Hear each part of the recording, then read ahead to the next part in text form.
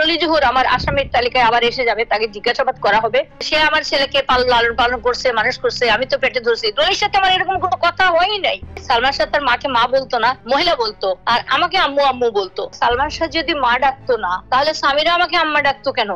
যে ছেলে মাকে মা ডাকে না সে তো বেয়াদব। আমার ছেলে মারা গেছে, আমি লুটোপুটি খাচ্ছি মর্গের বারান্দায়, আমি নাকি বলছি আমার ছেলে আমার গায়ে হাত তুলছে, আমার ছেলে আমাকে মারছে।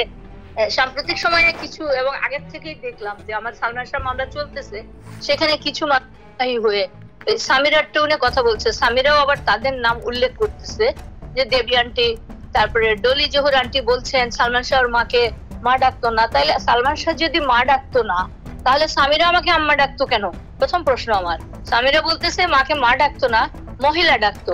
তো ওদের ইনস্ট্রাকশনেই আবার ডলি জোহর একটা ভিডিও ভাইরাল বারবার, এখনো কিন্তু ওই মামলা হত্যা মামলা হয়ে গেছে। আমার মামলা চলাকালীন সময়ে মামলার বাদী বা মামলা সম্পর্কিত যে যে ভিকটিম তার নামে কিছু বলা কিন্তু নিষেধ, এটা আইনত দণ্ডনীয়।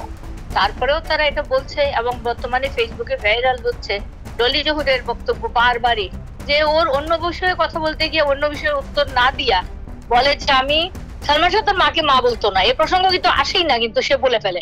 তাকে জিজ্ঞেসও করছে না যারা আছে সামনে, তখন বলতেছে কি সালমান শাহ তার মাকে মা বলতো না, মহিলা বলতো, আর আমাকে আম্মু আম্মু বলতো। এটাতে কিন্তু আমার কোনো কষ্ট হচ্ছে না। ফিল্মের আম্মু, তো ফিল্মের আম্মুকে আম্মু তো আমার ছেলে বলে না, মাই বলছে সবখানে।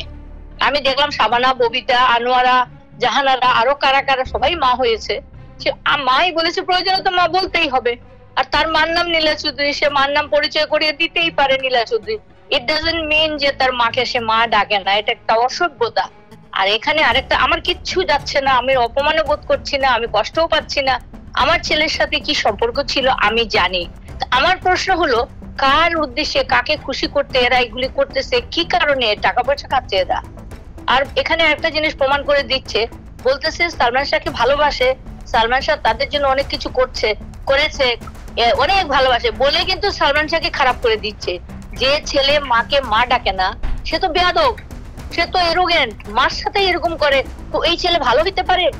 তাদের উদ্দেশ্য কিন্তু এটা, তাদের উদ্দেশ্য হলো এটা যে সালমান শাহকে এবং সালমান শাহর মাকে মধ্যে লাগাই দেওয়া আর সালমান শাহকে ছোট করা, সালমান শাহ এরোগেন্ট এটা প্রমাণ করা।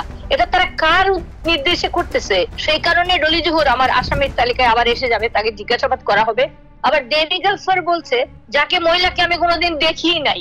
ডলি তো একদিন আমার বাসায় আসছিল আধা ঘন্টা 1 ঘন্টার জন্য বড় টিভিতে ছবি দেখার জন্য। তখন সালমান শাহর বয়স ছিল 7 বছর 8 বছর, তখন তো ফিল্মে যায় নাই সালমান শাহ। কিন্তু সে বলতেছে আমি নাকি বলছি তাকে যে সে আমার ছেলেকে লালন পালন করছে, মানুষ করছে, আমি তো পেটে ধরছি। ডলির সাথে আমার এরকম কোনো কথা হয়ই নাই। এরা মিথ্যা বানোয়াট এই সমস্ত কথা কি উদ্দেশ্যে বলছে এটা বের করা দরকার। আর এই জন্য আমরা পুলিশি তাদেরকে জিজ্ঞাসাবাদের জন্য ডেকে আনা হবে। আবার দেবী গাফফার বলছে আমার ছেলের লাশ নিয়ে এসে নাকি তার সঙ্গে একটা ফটো দেখলাম, আমি কিন্তু তখন চিনি নাই। আমার ছেলে মারা গেছে, আমি লুটোপুটি খাচ্ছি মর্গের বারান্দায়, সেখানে আমার পিছনে আমার পাশে কে আসলো কে গেল, আমার কি ভ্রুক্ষেপ হওয়ার কথা? আমার জ্ঞানও ছিল না। তারা আসছে উদ্দেশ্য প্রণোদিত ভাবে, ওখানে বসে আমি কি বলি, উল্টাপাল্টা বলি কিনা এগুলো শোনার জন্য। আমি নাকি তাকে বলছি ওইখানে, সে বলতেছে ওই আপনাদের ভিডিও বার করবেন এটা, যে বলছে দেবী বলছে আমি নাকি বলছি আমার ছেলে আমার গায়ে হাত তুলছে, আমার ছেলে আমাকে মারছে, তারপরে আমার বাসায় সে আসছে, এসে দেখছে যে মেকআপ বক্স আমি রেডি করতেছি।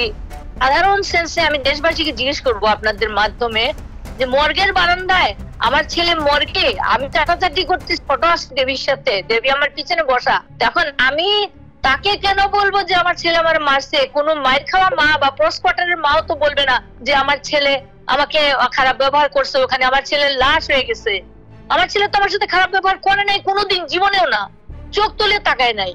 বরং তারা যে আপনারা যে সালমান শাহ পেয়েছেন ইন টোটো আগা থেকে মাথা পর্যন্ত আমি শিখাইছি সবকিছু, আমার আদলে চলা, আমার ছেলের সুপার ব্যবহার, কথাবার্তা সবকিছু আমার শিখানো, আমার মতন।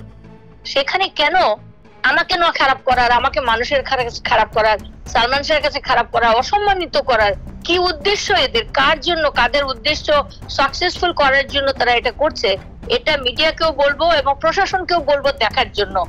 আর এটা আমার মামলার জন্য ক্ষতিকর, আমার মামলাকে অন্যদিকে দাবিত করতেছে।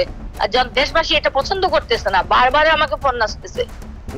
আমি এটা আপনাদের কাছে আবেদন জানালাম আপনাদের মাধ্যমে প্রশাসনের মাধ্যমে এটা দেখা হোক, এদের নাম আমাদের আসামির তালিকায় যে আসবে। এই 11 জনের নাম আসছে, এটা আমার এজাহারে আমার 164 এর কপি থেকে, কিন্তু এরপরে আমাদের আসামি তালিকায় 100 জনের উপরে যাবে।